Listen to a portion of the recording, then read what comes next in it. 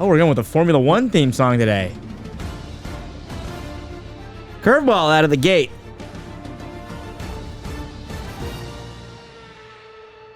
Best part right here. We have our own theme song, but we'll go with the Formula One theme song. Hope we don't get flagged for that. Hey. You never know. Sometimes you have to take risks in life. You know what? Yeah, we'll drop our ducats just for that one. Welcome, everybody, to Into the Chicane, a Formula One podcast, episode 2, the post-preseason. A lot of what parts of speech is that? Not pronouns. Post, pre, conjunction? I don't know. Yeah, something like that. Something like that. A lot of those in that episode 2. I'm your host, Channing Apodaca, along with my co-host, co-producer, Brandon Wood. Yo. How we doing? I'm feeling great, man. Yeah? It's cool to be here, episode 2, Got the first one in the bag, But you feeling good. Yeah. How about you? I'm feeling good. I'm 2 Modelos deep. Can't complain about that. And always happy to be talking about Formula One. And we have some stuff to talk about. We just wrapped up preseason testing for the 2023 season. It's a long-awaited process. We finally got to see cars on track. This is something that all Formula One fans get excited for. We hope that there's going to be a little bit of drama involved. We hope that we're going to see some on-track battles, even though it's like completely unnecessary. You know what I mean? There were, though. There was a little bit. There was a little bit. Especially day 3, we got to see everybody feeling more confident. It was cool to see. Day 3 is the, FP3 of pre-testing or of preseason testing. You know what I mean? That's where everybody really lets shit fly. That's where they'll kind of like put their elbows out and they've gotten a little bit more comfortable in their cars. And that's if you're lucky enough to even be running, because not all teams run both drivers, throughout the day. I think it was McLaren didn't run both drivers every day. Aston Martin didn't for, specific reasons that we'll get into. Most of the time I think there was only one day where they were running 19 drivers at once, which was the most, and that was day 1. Yeah, that was day 1. And Checo was the only one sitting out on that one. Yep. So preseason testing, if anybody doesn't know, is where teams will finally get a good look at their car on track. They might see any sort of anomalies that pop up like we saw last season with porpoising. And us, the fans, get a good look at what's actually going on. No longer behind the scenes. We get to see the car's design. We get to see who looks good, who doesn't, and that's what we're about to get into right now. So day one, Max Verstappen sets the fastest time with a 1:32.837, laying down 157 laps alone by himself. That's 157 laps. That's at Bahrain. Bahrain is what, a 57-lap race usually? Something like that. In one day, in a 4-hour session, he laid down 3 times as many. He basically went into triple, quadruple overtime just by himself. He was followed by Fernando Alonso and both Ferraris. Fernando Alonso coming out of the gate, very hot. We'll get into that a little bit more. How do you feel about Max Verstappen's very first day? Was that any sort of a surprise for you? No. I think we were all waiting to see what was going to happen when they first came out. Are they going to be as dominant as they were last year? Right. And I think they were. Over the weekend, yeah. Well, I mean, we'll get into what we think. Right away. Right away. Max looked comfortable. The car looked, it had they were testing a couple different things, but overall, it looked smooth on the first day. They, as a whole, the Red Bull outfit, and I should say this too, I didn't watch a whole lot of testing, I'll admit. I watched some highlights. I read a lot of articles. Testing is a 4-hour-long broadcast. It takes, 8 hours a day. It's 8 hours a day. It's 4 hours per session. Yeah. Yeah, so it's a lot going into testing. I watched a lot of highlights. I read a lot of articles. I didn't watch 8 hours of flow viz and, greats. But what I was able to gather for the most part was that Red Bull looked in tip-top shape coming straight out of the gate. I was a little bit questionable on whether or not they were going to be able to uphold their status as world champions, as reigning world champions, especially with the wind tunnel penalty that they got, the cost cap penalty that they were admittedly guilty of. But they look good. Day one, especially to start. And then day 1, we got a look at both Ferraris, like I said, finished 3rd and 4th with their timing. And timing in testing isn't an indication necessarily of where the cars will stack up, right? Yeah, because they're all running different programs, different fuel loads, different tires, different engine modes, all kinds of. So like we said, the day one was top with Max and then followed by Fernando. And that was a little bit of a surprise to people to start out with Fernando Alonso in the Aston Martin. But we didn't know he could have been, I'm sure you could look it up. You could find out whether or not he was running the C5, softest compound tires or what his fuel load was. But they look good. And then the Ferraris being both 4 and 5, or sorry, 3 and 4, solid numbers for them. You wanna have a nice tight pack. We're taking a look at Carlos right there. I don't know if this was a big story on day one. Was the dimple, the nose dimple? Did you see this? I did not see that. A big nose dimple. On the front. So in the very front of the nose, Ferrari was experiencing a little dimple there, and it was a little concerning, I think, for people. Like, why is the front nose flexing under high speed? Was it flexing or was that intentional? So apparently this area is hollowed out. So when they were under high speed, what was just carbon was thin enough that the airspeed was causing it to dimple. But really, that was one of the theory. The other theory was Richard Perry on Twitter showed us. This was part of their new design that they went for. So there's this new sponsorship with Legos pasta sauce. So apparently this is where they store their pasta sauce. For a second, I was like, what the hell? That looks like it's a complete tearaway. All right. I don't know if we'll be able to show you guys this in the video, but it's somebody photoshopped brilliantly like a little plastic aluminum container, which has pasta sauce in the front. So that was just interesting. Wow.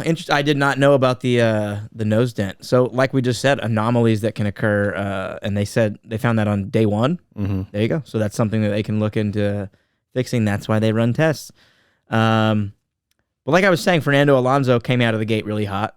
I, for one, was one of the people who said, I think last episode I said, I don't give two shits about Aston Martin.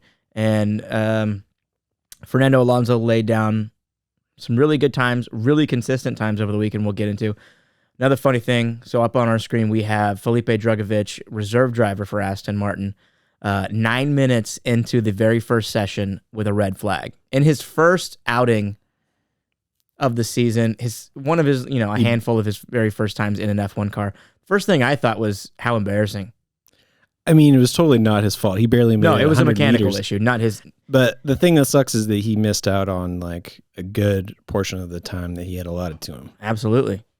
Aston Martin looking good. Day one. Day two, we have your boy, Guan Yu Zhou, setting the fastest time with a 1:31.610. So as you can see here, Max Verstappen's fastest time day one, 1:32.837. Next day, 1:31.610 set by Guan Yu Zhou, followed by Max Verstappen, Fernando Alonso, and the AlphaTauri of Nick De Vries. So a little bit more shuffling of the deck chairs there on day two. The Aston Martin, no, again, wrong. The Alfa Romeo, of Guan Yu Zhou, putting in the fastest time. Another big surprise there. Yeah, it was good. It was good. Yeah, a team that they finished, what, 6th last year? Yeah, had a really strong, first third of the season. And then it seems like things just kind of unraveled a little bit for them. Guan Yu Zhou had a great rookie season last year, his first outing. But this one for me, as good of a day as it was for them, and they did have a little bit of technical issues after he had put in that fastest lap where his car wouldn't get out of first gear, trying to get out of pit lane. This one for me, I'm a little bit unsure about. Like we were talking about, this could be a result of, the Alfa Romeo being put on the softest compound of tires. They could have been running the lightest fuel load. I'm a little bit touch and go on whether or not this is a sign that Alfa Romeo is going to be moving that far up on the infield. Yeah. Or the midfield, sorry. I hear what you're saying, but I think from what we saw a little bit in day 3, I'm not quite there yet, but just Valtteri looked confident in that car. He looked smooth. And Valtteri wasn't running day 2, right? No. Yeah. But another thing to look at day 2, so we had Guan Yu Zhou setting the fastest time, Max Verstappen setting the second fastest time, and again, Fernando Alonso right behind Max Verstappen. So you're starting to see consistency, and that's what I think is the most important thing coming out of testing is consistency, double checking the numbers for how many laps they put down, which will come into play later when we talk about a certain orange team who's not looking so good. Yeah. So going back, we had Guan Yu Zhou setting the fastest time day 2, Max Verstappen, Fernando Alonso, then Nick De Vries. Nick De Vries, I mean, that's probably more a sign of tire compound, light fuel load, because that was about all we really saw from the AlphaTauri team for the weekend. They didn't really do a whole lot else there. Mm-hmm. One of the hidden teams for the weekend. We'll talk a little bit more about those teams. Day 3, we had Sergio Checo Perez setting the fastest time of the Red Bull. So happy. The dude, I fucking love Checo. Setting the fastest time of the entire weekend with a 1:33.05. Followed up by Lewis Hamilton, your boy Valtteri Bottas, and then both Ferraris rounding out the top 4 or 5, whatever that number is there. So again, consistency. You have both Ferraris looking good right up top again. I think they're going to be solid. They didn't have like the greatest testing. It wasn't bad, but I think they looked solid overall. I think they still keep their number 2 status coming out of preseason testing. Valtteri Bottas, like you were saying, in the Alfa Romeo, again, that team looking good. Yeah, being up there with the top teams. We actually saw a little bit of Valtteri scrapping with Charles a little bit in that night session, day 3, which is cool to see. Yeah, that's what they wanted, if they get the opportunity to do so and they can actually put their elbows out and get a feel for the car, not in just a testing mode, but like to actually go racing. If they have the opportunity with somebody on track, they'll have their fun there, you know what I mean, and get a feel for the car there, which is always fun to see. But again, for the second time, Red Bull tops the charts, so 2 out of 3, and the one that they missed was a second place fastest time. So they're looking tip-top shape going into this new season. No surprise. It looks like they're poised to make another championship run. Who knows? I do think after seeing this weekend, I wrote down, I think Mercedes may not be as high in the pecking order as we originally thought going into this season, because they had, other than Lewis's second, fastest time was right. He had put in the second fastest time on day 3. Other than that, they weren't around a whole lot. Overall, Mercedes was kind of more in the midfield, it looked like. What'd you think? They didn't look great. Yeah. I thought they were going to come out a lot hotter. George Russell seemed to be struggling a little bit more than Lewis did, which I think is a good sign. If Mercedes can be competitive, it's a good sign for Lewis's odds at an 8th World Championship. Yeah, so day 2, I know that they had a lot of what seemed to be like balance issues happening. The car didn't look too smooth. Russell was struggling a little bit, or Lewis was struggling a little bit in the morning session. And Russell's afternoon night session got cut short with the hydraulic issue, so they lost a whole bunch of valuable time there. Yeah. There was a photo taken of them, the Mercedes team, after hours on day 2, doing a little impromptu meeting of the minds, and that everybody wasn't scheduled. So yeah, it's 5 or 6, 7 of Mercedes heads. You got Lewis Hamilton there, and then George Russell in his race suit, and they all look like they're almost just standing at attention, a little stressed out, looking timid. Not a good sign. Not a good sign at Mercedes. Hopefully they can pull it together, because I think the 3 to 4 team fight this season is just integral into giving fans what they want. Also, the Ferraris look solid. They, like I said before, I think they look solid to be slotted in at second best. Red Bull does look like they're going to run away with it. Early on, again, this is pre-season testing. Ferraris just look just good enough. They didn't have that much of a showing out, but they also didn't look bad. The Alfa Romeo looked good.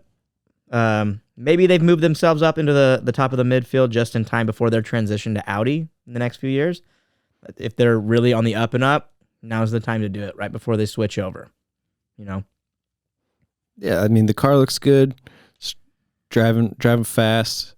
We got Joe, second year in, a little more experience. I think he's going to be more comfortable. Yeah. He's got a big wreck to his belt. Yeah, he's already been upside down. I mean, that's if anybody listening to this hasn't seen the Guan Yu Zhou crash at Silverstone of last year, 2022, go watch that, because that's one of those wrecks that I'll bring up to people on my cell phone and just be like, you got to see this if you've never seen it. And then Aston Martin, like we said, just came out of the gates absolutely flying. They may potentially be the new kings of the midfield, if not a top team. They were really the talk of the town, I think. Absolutely.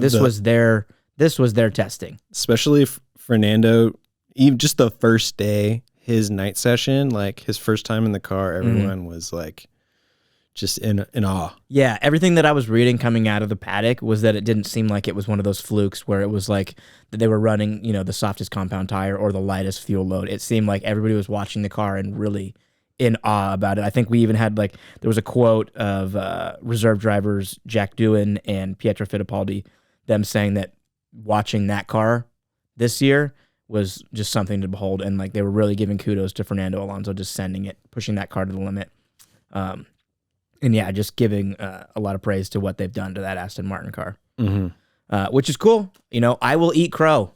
I'll be the first. I'll eat crow if Aston Martin becomes the new kings of the midfield. If they even can fight for a, Mercedes spot in third place, amazing. I don't care. I'll be wrong about them. I'll be wrong about Lance Stroll taking over the team. Just give us that drama. I love that. So should we talk about Lance's seat? While we're on the subject of Aston Martin, yes, why not? So going back to last week, prior to the start of preseason testing, we talked about it in the last episode. Aston Martin driver, Aston Martin heir to whatever he wants there. Lance Stroll had a bike accident. Yeah, apparently there's been rumors that he broke both wrists. Yeah. And so, he had some surgery, maybe, possibly. Yeah, so the accident that they announced prior to testing, where they said that Felipe Drugovich will be taking over duties for the weekend, might be worse, basically, is what we're hearing, yeah? The problem is they're not really giving too much information at all. They're not saying anything. But the rumor mill is saying that he might have broken both wrists, which they didn't specify what was hurt, just that he was in an accident, and that, Felipe Drugovich will be taking over. Yeah, apparently he was in the sim this week doing some runs, testing, seeing how his strength is going to be with his hands and stuff like that, but interesting. Apparently they haven't really made a decision, so yeah. So now the rumor mill has started again, that they may need to replace him going into race 1 of the season at Bahrain. This was fun leading up to it, because like I had been saying, I had given my ranking of who I thought was going to replace Lance Stroll during testing. I gave my top 4. I think I had Esteban Gutierrez, Felipe Drugovich, who they ended up going with, which is the easy, safe decision, Mick Schumacher, and then the dark horse, who I was really pulling for, Sebastian Vettel. We totally forgot Stoffel Van Dorn, who's a reserve driver for them. For Aston Martin. Yeah, they have 2 reserve drivers this year, right? Yeah. And both of them are going to be on loan to McLaren. Yeah. Should anything happen. Yeah, there's that whole thing going on. But with everything that's going on with Lance Stroll and his injury, and the way that they delayed it, made it seem like they were really taking their time trying to reach out to somebody, which made it fun for me, because you and I went back and forth about the validity of my proposal to put Seb. Your proposal is your dream. It is a dream. It's a pipe. It's a pipe I dream. Choose chaos. It's a pipe dream. I am creating a narrative. I don't care how how true or false it may be, but that's the fun way to look at it. The best case scenario for fans is to get Sebastian Vettel back in the seat. The best case scenario for Aston Martin might be to just let their reserve driver do his job, fill in when he's supposed to, and let their rookie get his time. But with the injury announcement to Lance Stroll being like so pending in the way that they waited it out, it seemed like they were maybe trying to get a hold of Sebastian Vettel, who was apparently off in the woods camping with his family. Yeah. And then it took them days to announce, okay, no, we're actually now finally putting the kibosh on this whole thing. Sebastian Vettel will definitely not be replacing Did they Lance even Stroll. do that? Or Yes, they announced it today. okay, because I saw this that it was being reported there were no actual talks between them. Yes. So they announced today that Sebastian Vettel will not be replacing Lance Stroll. But the way that they delayed everything, the way that they have been so coy about what the injury actually is, everything just seems like it's so in the dark. It made for a fun few days of us wondering, or at least me, and apparently a bunch of people on Twitter wondering if Sebastian Vettel was actually on the line and they were trying to get a hold of him. Yeah. And my whole thing was like, it's fun to think that, but I just cannot understand why they would want to do that. They have last year's Formula 2 champion, their just star reserve driver in Felipe Drugovich, who's already spent a day in the car in testing. Sure. Right? He's going to be the new face of their like future drivers program. That's great, but he's unproven. I get what you're saying about that. He's still unproven. You know who's proven? 4-time world champion Sebastian Vettel. How much did he prove last year? He did well in that car. He did okay. He did okay. He got a podium or two, at least one podium the season before. Yeah. He made a nice move on Kevin Magnussen at Coda. I think he's outdriven that car both seasons against Lance Stroll. But True. the question is, if they truly are going to have this renaissance season where it's going to be, a make or break for this company and for this team, where they might leapfrog 3 or 4 teams and jump not only like ahead of the midfield, but into the top 3 potentially, if things really go their way, Bahrain is going to be a great start. Every point's going to matter. If points are on the line, who do you want in your car? I don't care if he's had 1 or 2 days in it. Any car. Do you want Felipe Drugovich, the 22-year-old F2 champion, or do you want Sebastian Vettel?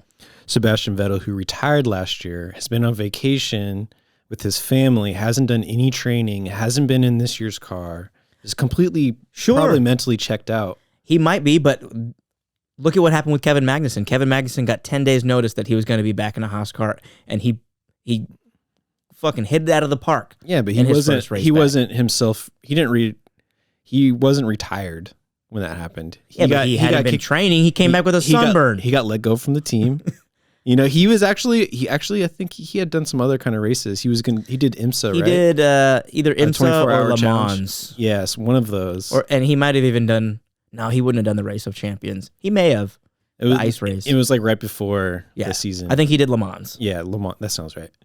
But that's I think a different situation. Seb, 100%. He's the one who made the decision to not come back. Yeah, because he wanted to spend more time from his family, or more time spend more time away from his racing with family. His family. Yeah, with his family. And so when he's with his family in his nice camper out in the middle of his beautiful national park, or wherever they are, I get that his phone starts ringing. You think he's going to actually answer? If Mike Crack and Lawrence Stroll have called you 10 times, you might give them a call back. I'm not saying that it's the logical explanation. I'm saying that it's the fun one. It's the if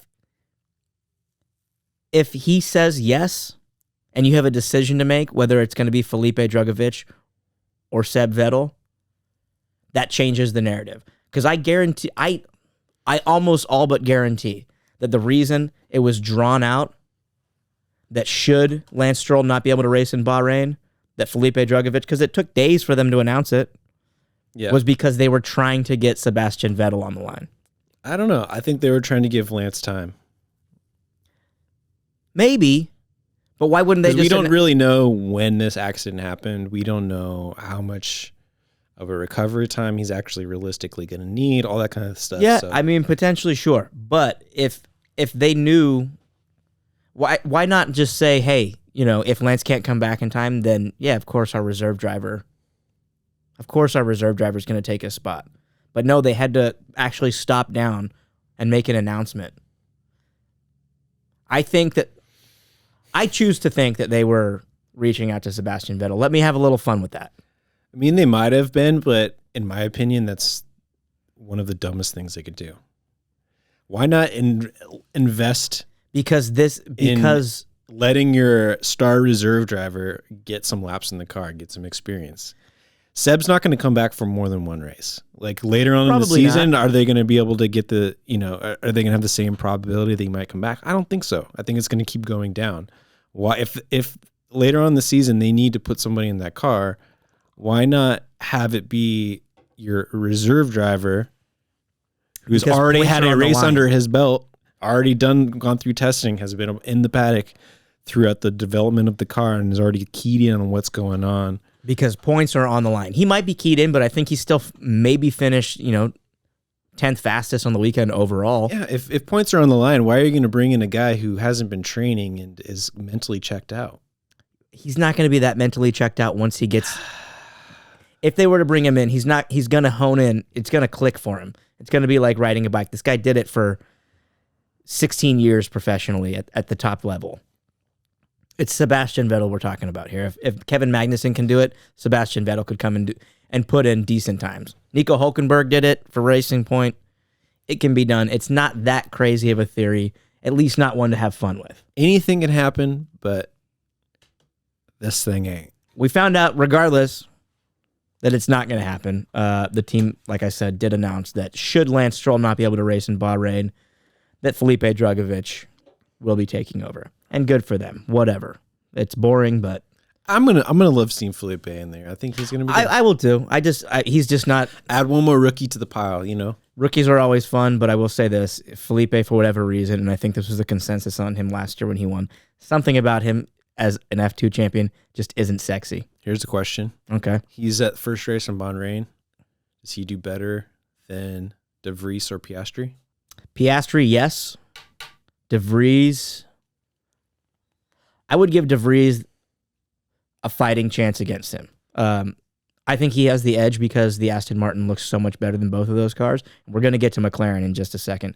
The AlphaTauri might be slightly better than the McLaren, and Nick De Vries, with all his his racing knowledge and his experience, might be able to level out the lack thereof with Felipe Drugovich. So that's where I'm at. That gives me actually something to look forward to. I feel like Felipe may have the upper hand a little bit just with his car, but Nick's quick. Nick is a talented driver, and he's got confidence and experience. He doesn't crack under pressure either. We've seen. Yeah, Felipe hasn't had a whole lot of time in that car, barely a day. So yeah, he split time. I mean, how many days did they even put him in? Did he do 2 testing days? 2 half days, I think. Yeah, because his first one, like we said, was red flagged, and then Fernando did a full day. Yeah, so who knows? I mean, either way, they're still going to get 3 practice sessions and a qualifying session come this Saturday. And that's when we're really going to see who's going to be looking good and who's not, because that's when points are actually on the line. Getting to the man that we're looking at on the screen and his team, let's talk about McLaren. I think this look says it all. Yeah, if you guys can't see what we're looking at, but this is just the saddest looking Lando we've ever seen. And for me, it's heartbreaking. I love Lando Norris. I've been pulling for McLaren to be a top 3 team for the past few years, and they were slated. It looked like they were going to as soon as Mercedes started to fall off. I was like, McLaren's going to pull right in. But no, they decided to hire Daniel Ricciardo and just have a shit couple of years themselves. I just wrote down top of this page on my notes, McLaren looks down bad. I mean, even before going into testing, when they did their car launch, Zach Brown, CEO of McLaren, was quoted saying, "We eventually want to be 4th." That right there, I mean, if at your car launch, you're talking in such sad tones. Yeah. Eventually, we want to be just ahead of the midfield. Yeah. When you guys you're one of the most historic teams in all of F1. You were on your way back up to the top. You won a race 2 seasons ago, and now you eventually want to be fourth, and that's as good as it gets for your quote for the day? Come on. Yeah, I can understand wanting to tamp down expectations. But yeah, you can sandbag a little bit, but that's optics, pretty bad. it's obvious what's going on at McLaren. They're in piss poor shape, and they should have gotten decent tunnel time. They finished 6th last year, right? Yeah. It went Red Bull, Ferrari, Mercedes, Alpine. No, did they finish 5th? Last year? Yeah. They might have finished 5th. Regardless of that, it was a distant 5th. They looked like shit last year. Lando Norris was doing everything. And in this testing, they were really nowhere to be seen during testing. I think Lando maybe put up 4th best on day 1. And that was the best that they had seen. He put up the 4th fastest time, and that's when everybody's really that's when, the grates are out. That's when the flow viz is really going, the green paint. That's when nobody's really running, the best tire setups or everything. They're really just getting a feel for the car, letting the aero do its work and gathering data. And that's the best day that they had. Other than that, Oscar Piastri was nowhere to be seen. Yeah. They also put in, I think, the least amount of laps out of any team. I believe they did. Let's see. Every day between both drivers was something between like a 50 and an 80 lap day. You go back to what we were talking about. Max Verstappen put in 157 on one day alone, and this team as a whole was putting in 40, 50 laps. Yeah, they only did 312. So on the weekend as a whole. AlphaTauri, who did the most, I think did 456. So they're like a full day behind. Yeah. And to me, the optics of it, of everything that I saw, everything that I read, it looked like that was done out of frustration. Like they were pulling the car off and just being like, get it the fuck off the track. They spent most of day 1 in the paddock because of electrical issues. Wow. And last year's car had a lot of issues. I don't know if it's a balance or an aero thing, but it was described as having a knife's edge, where in corners it had some difficulty, and that was one of the things that Ricardo, like it would catch. Yeah, it would be like a real fine point where you would lose control of the car coming in and out of the corners, and I think Ricardo was the one that wasn't able to really figure out how to manage that. Well, that's no surprise. Daniel Ricciardo was getting lessons in the car on how to drive that car. He had his race engineer literally walking him through steps of how to drive that car. I won't get into my disdain that I grew for Daniel Ricciardo over the last few seasons. Yeah. I used to love that guy. Now, his time at McLaren kind of just ruined that for me. It was just a really bad look. But a lot of frustration setting in up for McLaren. Yeah, after day 2, there was the comment that Will Buxton made where he said that he saw Lando punching the wall. Yep. Did you see this? That's exactly what I was about to get into. Will Buxton, F1 commentator, apparently saw Lando walking into his own trailer, and he punched a wall immediately after getting out of the car during a session, right? Yeah, and then Will had to text this morning very early. He says, "Looks like a comment I made on there has been exaggerated to form a few headlines and make it sound like Lando Norris was smashing the place up. Of course he wasn't. Never suggested he was." Is that your Will Buxton impression? Yeah. Keep going. It's great. So, saw a hit over the wall panel, which looked born of frustration. Could easily have been playful. You sound like a butler. Yeah. But yeah, I don't know. I mean, he probably was pissed.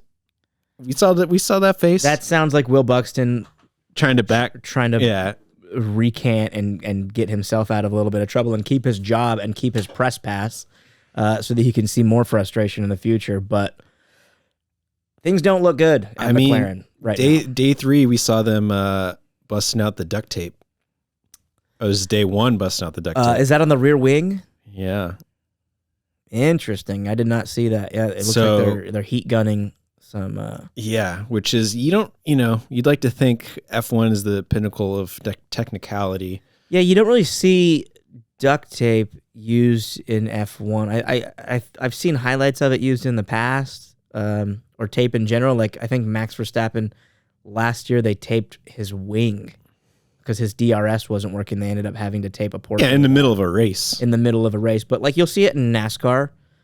You'll see it in IndyCar. They'll put tape over it because that's sort of it's a more run and gun series, those two, and you can also rub in NASCAR, so the cars get dinged up. But to be doing that in F1, that's interesting to say the least. Do you know who's the only driver to actually spin their car through testing?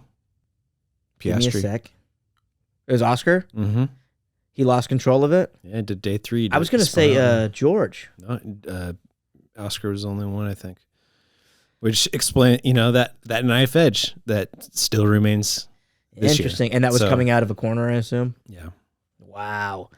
Yeah, my next note that I have written down right here is it's got Lando Norris potentially regretting this long-term deal that he's signed with McLaren, which we've seen over the last, this last silly season that contracts kind of in a way don't really mean shit. But for Oscar Piastri, this might have him looking like Boo Boo the Fool because he chose to go for McLaren over Alpine, who in their own right has been a little bit, of a ghost in this preseason test, but at least no news is good news on their front, right? Yeah. So do we have your panic button out for McLaren now, or do we give them a little bit of a? I think this race coming up, Bahrain will be the test of whether or not they need to put the panic button out. Because, like we said, this was just testing. Races will be races. Testing will be testing.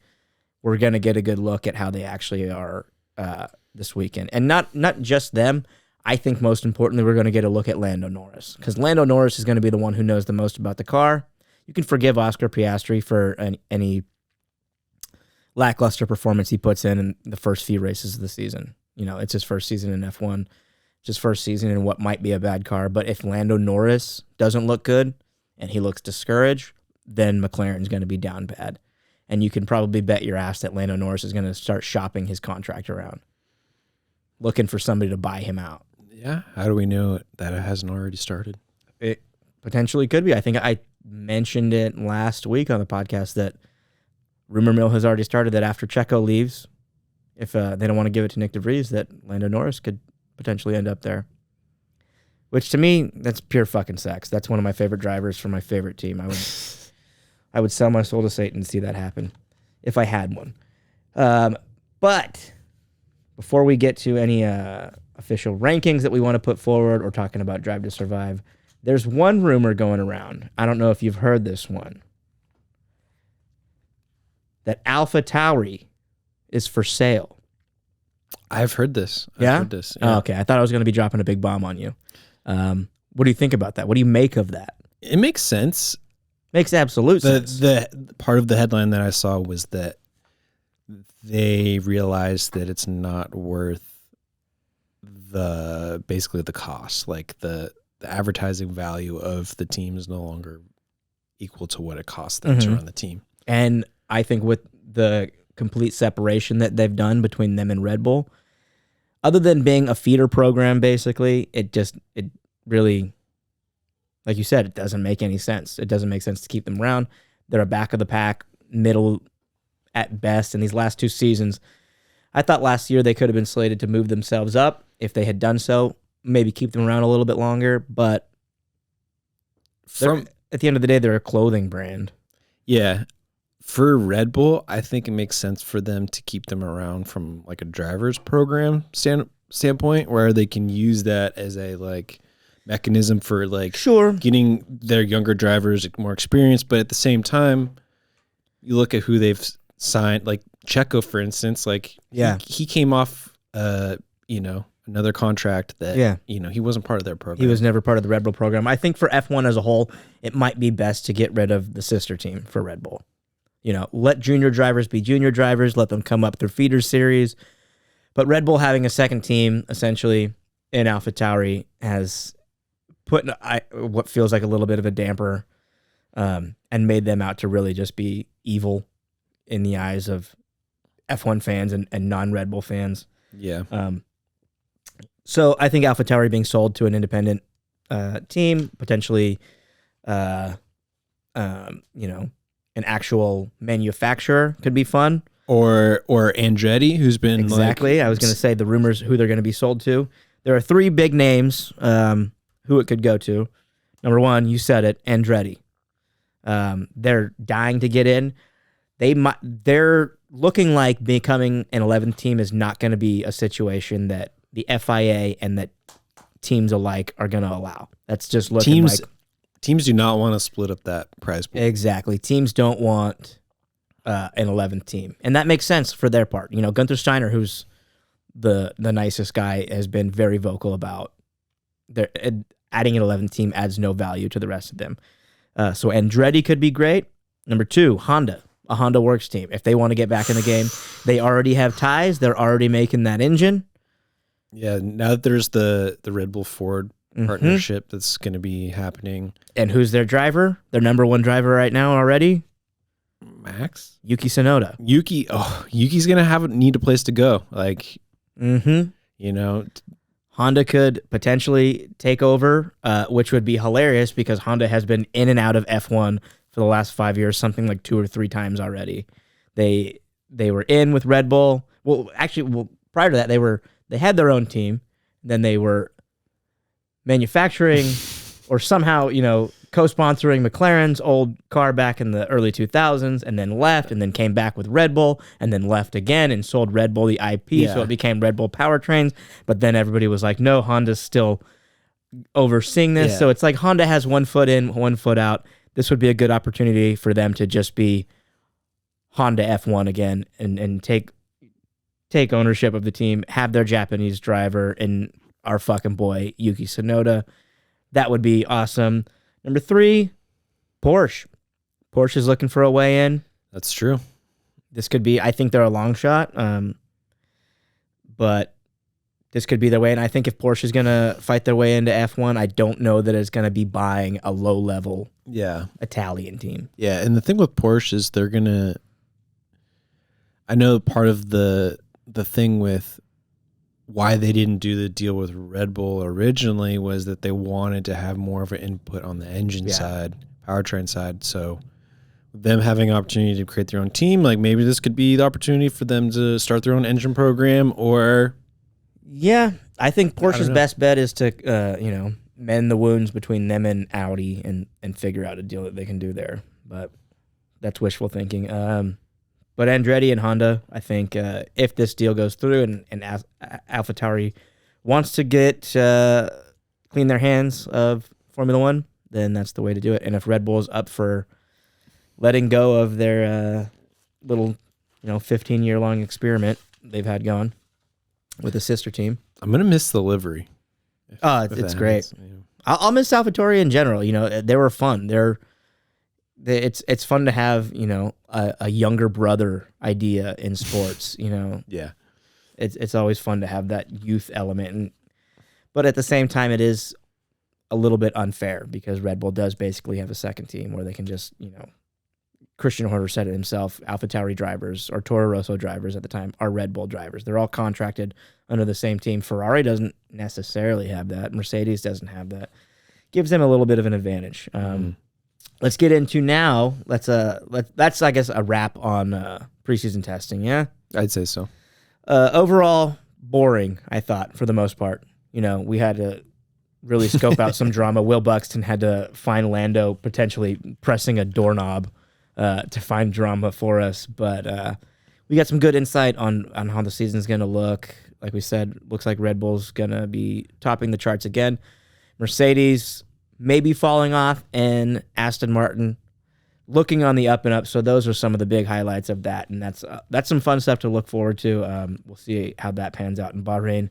But we also had Season 5 of Drive to Survive, the Netflix show, dropping this past week. How many episodes were you able to get through?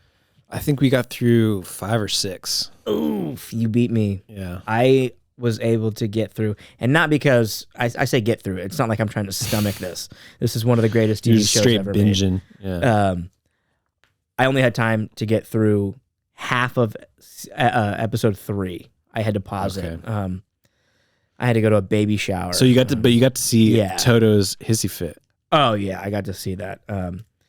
That was all over Twitter the very first day. I think that was one of the greatest things I've seen in all of Drive to Survive history was that meeting, and we'll get to that in a second. But episode 1, first thing I wrote down, Max back.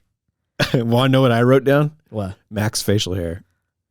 Did he have facial hair? Oh yeah. Gross. I didn't even notice it. Oh my gosh.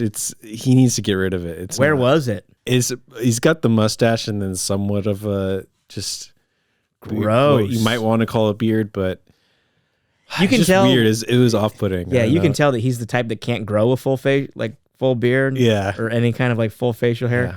And if you can't do that, that's disgusting. Although he is like the type of guy that would benefit from a beard. You know, he doesn't have a chin, so he's got a very angular face. Remember that movie Ants, the Woody Allen movie? Yeah. He looks like one of them. And he looks like one of them mixed with that little like marmot thing from Ice Age. I say that being like, if Max Verstappen was in this room, I'd be cowering in the corner. Yeah. Just from his presence. But it does look like those. But yeah, I wrote down Max is back because there was I don't even want to say rumors. It was bona fide news. I thought that Max Verstappen was not going to be taking part in season 5 of Drive to Survive. And they did a big thing where they were like, you're back in the seat. How's it feel? And then he makes some goofy Max joke that's not funny. He's not funny at all. He tries to be. And they try to be like, see, he's a good, fun-loving guy. But it's like this weird... It's like when, your principal tries to make a joke and you have to laugh along with it because he commands or your presence. boss. Yeah. Exactly. Yeah. But I thought Max wasn't going to be back for this season. I thought that was set in stone, that he had separated himself from the Netflix show. Maybe I'm wrong and it's next season that kicks in, but he said that he was done with the show because he didn't like the false narratives that the show creates. And the show does. Well, I don't think last season or the season before he was in any interviews, right? I think this is the first time he's been interviewed for the show since he said that. Maybe that's what it was, and I was looking at it wrong. Yeah. But even then, it's like I'm like I get it. Like they don't like that some of the storylines are dramatized or that it's edited in a way that paints a certain, or it tells the story in a certain way. Yeah. But for the most part, they do a good job of letting you know how the season goes. But if you watch a full Formula One season and then you watch the show, there are certain things that you can point out. They do dramatize things. And I think what Max doesn't like is that they paint him in a bad light. They kind of paint him as this daunting, evil figure rising up from this conglomerate Red Bull. Well, because you look at 2020, 2021, like he was the guy that was coming to dethrone everyone's favorite champ, Lewis Hamilton. You know what I'm that's saying? why I started liking Max. He was going to slay the dragon. You know what I mean? But yeah. Yeah, but everybody loves Lewis, so therefore you need to have a good guy and a bad guy. That makes a great story. Yeah, well, we all know how that turned out. The dark side won, I guess. Yeah.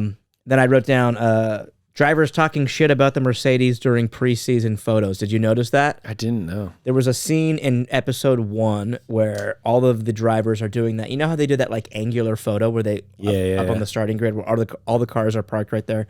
And that's, I don't know if that takes place. That has to take place during preseason testing. It does, yeah. Because what I heard was Lance missed this year's.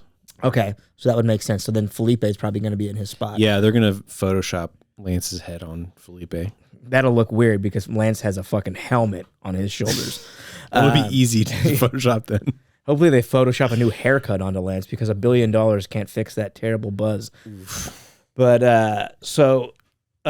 there was a scene in the episode 1 of Drive to Survive where all the drivers are getting their first look at other teams' cars, and every other driver came by looking at the Mercedes and started talking shit about it. Like, oh my God, where are the side pods? I forget what the exact words were, but there were multiple, I think like Max and then both Ferrari guys came by and were looking at it, and Lewis was just standing there like, yeah, I don't know. I don't know what to tell you. It's what they gave me. I don't know. Yeah, and then their season went on to tell the same tale. Also wrote down that Haas, stars of the show again, for whatever reason, something about Haas and Drive to Survive.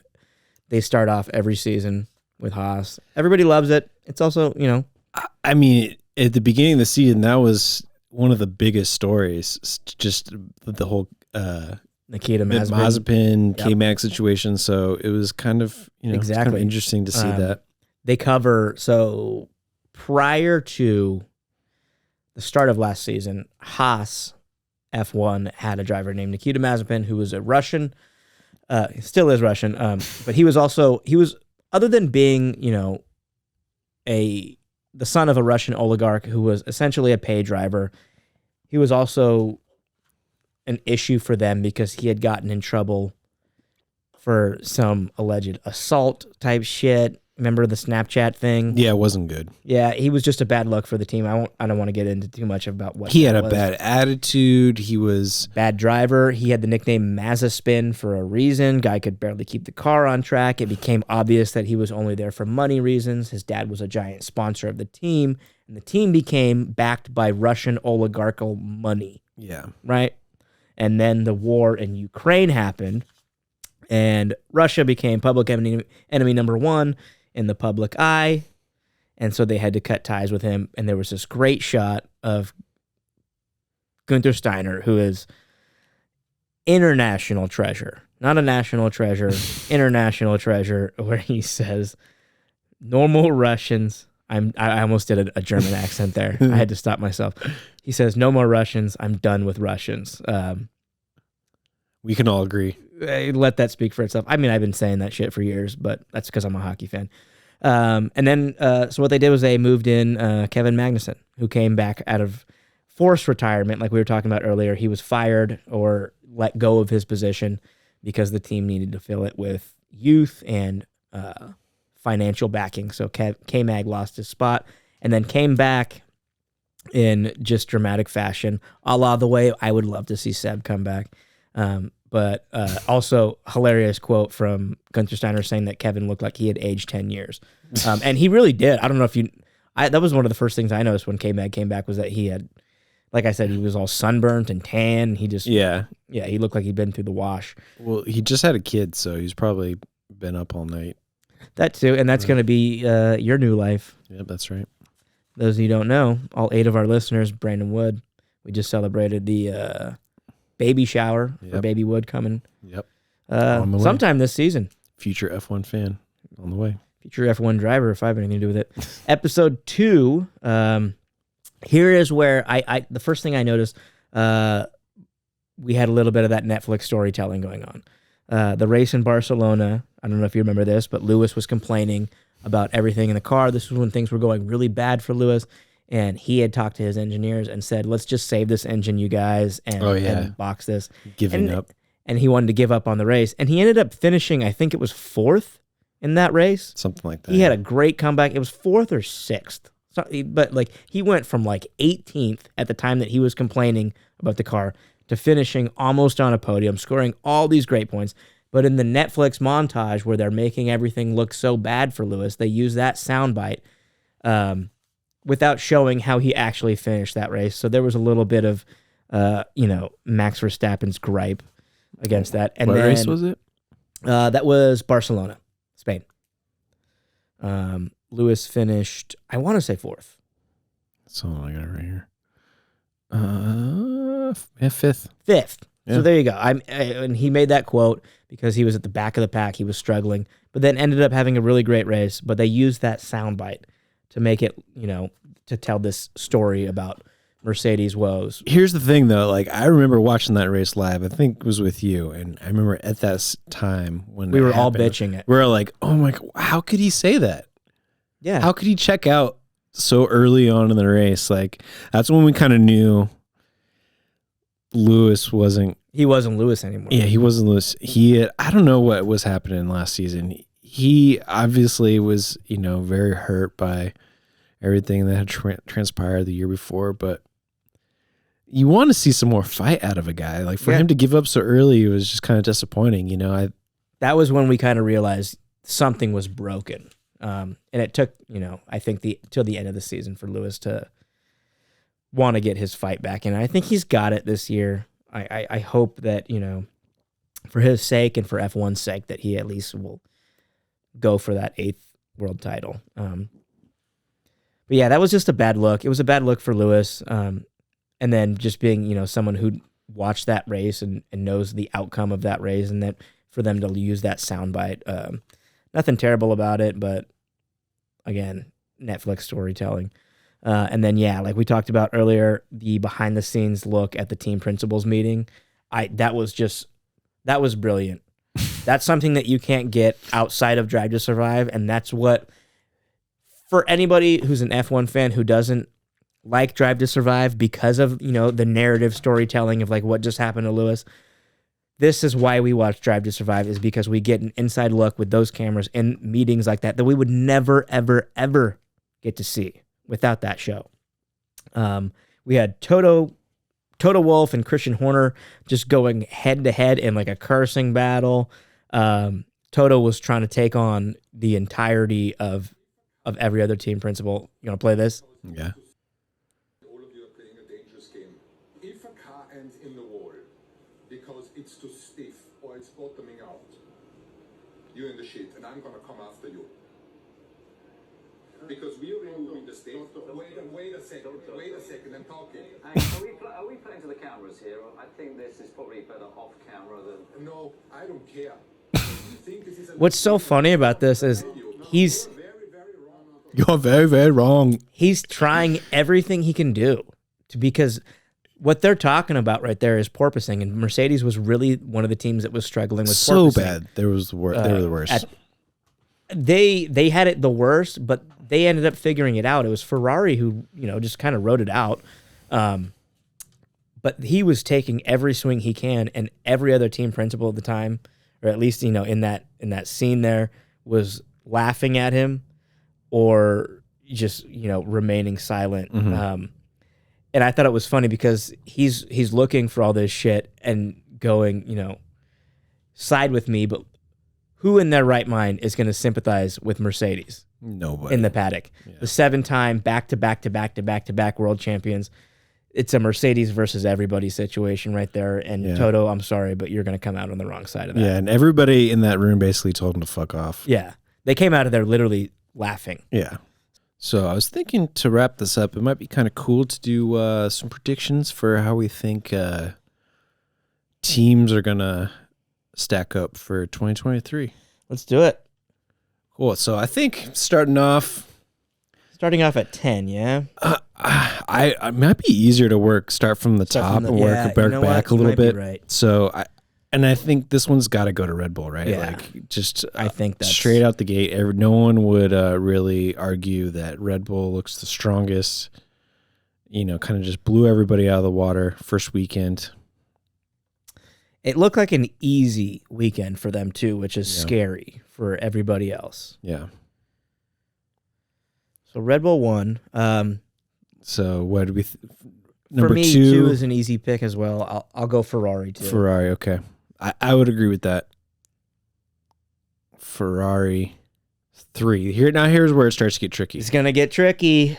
So Mercedes, I think it's between Mercedes, Aston Martin. I would say it's between Mercedes, Aston Martin, and Alpine.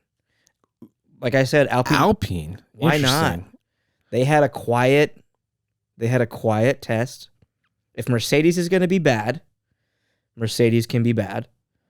If Aston Martin's going to be good, Aston Martin can be good. But that also, you know what I mean? There's like this big in-between factor for all of those teams. Like if Mercedes is going to have a drop-off, then that's going to leave a gap for those two teams to fill. Mm-hmm. And without Aston Martin upping their odds, Alpine would be the only ones to fill that. So Aston Martin has to hold true on their end of the bargain to remain in the fight. Alpine otherwise can just slot in if Mercedes doesn't show up. What do you think? I think we need to kind of take these one at a time. I think for the third spot, I feel like I have to swap these. I think we got to go Aston Martin 3. Wow. So you think they're going to jump 4 places in one season? Coming out the gate. Now, let's not forget what happened to Mercedes last year. They did get better. They came out of the gate very bad, and then kind of figured out their problems. Oh, yeah. Let's not forget who Mercedes is. Let's not forget how much money they have behind them. Let's not forget who's at the helm. Let's also not forget who's behind the wheel. I'm willing to swap these. So we go back to Mercedes 3. I hate to do it because it's Aston Martin boring. 4. It's literally the same top 3 as last year, and that pisses me off. But I will go Mercedes 3. Aston Martin. Oh man, So 4 spot we got Aston Martin and Alpine. I feel like Aston Martin's got it. Yeah, I'll give Aston Martin the 4 spot. Lance. All right. So Fernando is going to be on fire. Yeah. You know, he's gonna have the fight in him. Unless he has even Fernando though he's Alonso 41, bad luck. even though he's 41, he's got everything to prove. Goes to the new team. He's also looking for that 3rd world championship. He's not been quiet about that. Yeah. You know, he's willing to put in the work. He's willing to fight for it. I feel like that gives him the edge. And you know, and to say, and here's the thing, Lance, for all his criticisms last year, he did okay. Yeah, he's always done okay. He's always done okay. I think Lance is he's fine. Do you I don't know if you heard about Fernando's comments a little earlier on in the postseason, where he said that he feels like Lance is a championship driver. Yeah. Do you I do not agree with that. Where do you think that comes from? Like, do you think that's like it probably comes from the idea, signature that is in the corner of the checks that he cashes? I kind of feel like that is the case too. But I've said it. You know, Lance may be a bit of a pay driver, but he can also drive. He's not in the same ilk as Nicholas Latifi or Nikita Mazepin. He can drive. He's proved that time and time again. He's been in mid-level cars, and he's stayed in the midfield. You know, Nicholas Latifi was in a bad car his entire F1 career and perennially finished 20th. A good driver or a mid-level driver will at least show up, as Alex Albon has done, in 12th, 14th, here and there. Push that car to limit. I've seen Nicholas Latifi drive live, and there's nothing sadder or funnier than watching him show up 30 seconds behind a tight pack. There's a difference between Lance Stroll and other paid drivers. Lance can drive. The question I want to ask, though, before we solidify this, with Alpine, we've got 2 drivers in a car that was the top of the midfield last season, and no reason not to be this year. Like I said, they had a quiet testing, so we really don't know what they're going to show up like on day 1 in Bahrain. But we've got 2 drivers really looking to prove themselves. Esteban Ocon, who's now the leader of this team, who's just had nothing but incrementally more successful seasons. He's gotten better and better and better every season. He's taken on a little bit more workload, been more responsible, been a better driver overall, been more consistent. And then we have Pierre Gasly rebounding off of just 2 abysmal seasons with AlphaTauri, needing a fresh start. He's back home with a French team. The only caveat to an issue there is the relationship between them two, which I think is so much more media-based than it probably needs to be. These are professional athletes who can put childhood drama and go-karts aside and get a job done. Honestly, I think the biggest beef between them is going to be the results that they get this year, right? Like, and if they're like in there fighting for the same slot, I think that's where we'll actually see the sparks. But they're both 2 very capable drivers. They're really good, young guys. Is that going to be enough to beat what Aston Martin has brewing and Fernando Alonso, basically? So that's going to be an interesting fight. For fun, I'll leave it as is, and I'll keep Alpine 5 and Aston Martin 4. I like the fun of that. I feel like that's a safe bet. So now we move to 6th place. We got, of the teams left, we got Haas, AlphaTauri, McLaren, Alfa Romeo, and Williams. I will go. This one's tough. It starts to get really tough. It's a real 3-way tie here for me between Alfa Romeo, Haas, and AlphaTauri. I'm gonna. Ooh, man, this hurts. I'm gonna go with Haas. I'm going to cross my fingers and hope. I think that might be a long shot, and this might be wishful thinking. Because the safe bet, I think, here is to go Alfa Romeo. Maybe, it's going to be like, how does Nico fare, I think coming out of being off for the year? I mean, he had a great fill-in ride that he had for Aston Martin, right? So it's going to be... I think Nico's going to come out and do just fine. He's very capable.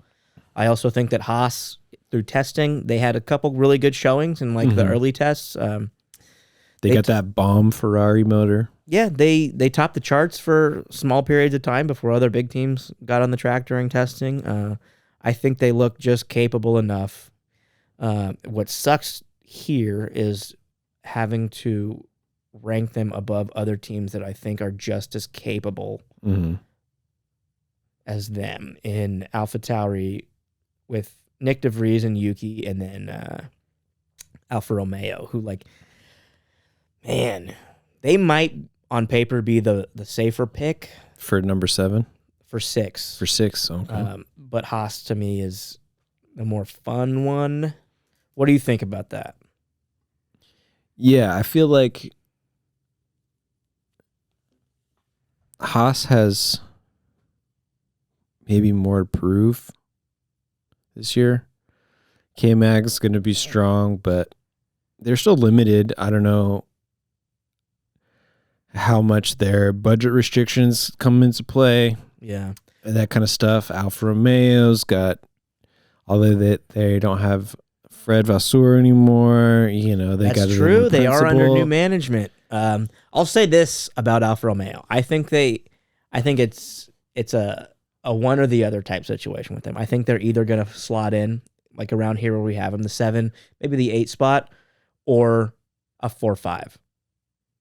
He'd go either way, I think. Yeah, it's a tipping of the scales. They're not going to crack the top 3. I think that's obvious, but it's going to be one end of the spectrum or the other. So I'm comfortable putting them at 7th. Okay, so last 3 we got McLaren. You can move your oh my your cursor off that. AlphaTauri. Oh yeah. All right, here we go. 8th place, AlphaTauri. I think this is a very... I actually don't know about AlphaTauri at 8. I might put Williams at 8. Williams looked pretty strong in the early sessions of testing. They put up some good numbers, a lot of high speed. But I don't know if their ceiling is as high. Their ceiling's not as high. Like a AlphaTauri or a McLaren could be. I really also hate the idea of Williams finishing last again this year. But is that the realistic outcome, or is that wishful thinking? It's going to be tough. They looked pretty decent, but they got one rookie, Logan, who, like we talked about last week, doesn't have a whole lot of pressure, so he doesn't really have to go out there and get points or every weekend. Also under new management, too. Also under new management, but they also have the former Mercedes guy. So that's true. Was it the race engineer or was it Lewis's engineer? Something like that. I forget his name. I think he was definitely a technical guy, so I think he could bring... That could be good or bad. We don't know. Yeah, I know that it was kind of a promotion for him. A big promotion. So I think it's gonna be his road back to Mercedes once Toto's done. Okay, so we're really doing this. We're really putting. No. Let's not. These are. We can still shuffle these deck chairs. Yeah. Let's do Williams last. Okay. AlphaTauri 9, McLaren 8. How does that look? So McLaren getting beat by Alfa Romeo, Haas, and Alpine. We got Haas up there high, huh? Now that once we line it up like this, it looks a little funky. Mm-hmm. I don't mind taking a swing. Hey, this is... So the ranking as we have it right now, we have Williams, AlphaTauri, McLaren, Alfa Romeo, Haas, Alpine, Aston Martin, Mercedes, Ferrari, Red Bull. Oof. Do you want to move anything around? I feel like it's probably safe here. I feel like Haas might be back Haas here. is the dark horse there. Yeah, maybe. Let's move Alfa Romeo. I feel like McLaren's going to have maybe a mid-season resurgence. I'm going to put them back up here. in 6th. Maybe see something like this. So I'd now- like to think Haas will outperform Alfa Romeo. AlphaTauri is just going to have another rough year. I think so. Okay. Are you good with this? Are you good with this? I think I'm good with this. Okay. These are our 2023 team predictions. So we've got last place Williams, AlphaTauri, Alfa Romeo, Haas, McLaren, Alpine, Aston Martin, Mercedes, Ferrari, and your 2003 Constructors champion, Red Bull Racing. And that's being very generous to McLaren, I think. It might be. It very well might be. You could probably swap them with Alfa Romeo and probably have the same probability. Like we said last week, the midfield and the back of the pack is going to be very interesting this year. And that's a good problem to have because you want things to be tightened up. And all of the back of the field and midfield tightening up just leads us closer to having the front of the grid tightened up as well, which are all things that we want to see as F1 fans. Let's put a lid on this, huh? I think so. Next week we got first race of the season. Really looking forward to it. It's gonna be big. It's going to be a good one. The Bahrain Grand Prix next Sunday. I believe the date is March 5th. Yeah. Am I right about that? Yeah. We'll be back with you guys to recap that. This has been Into the Chicane and F1 Podcast. I'm Channing Apodaca, signing off with my co-host, Brandon Wood. Thanks again. Peace.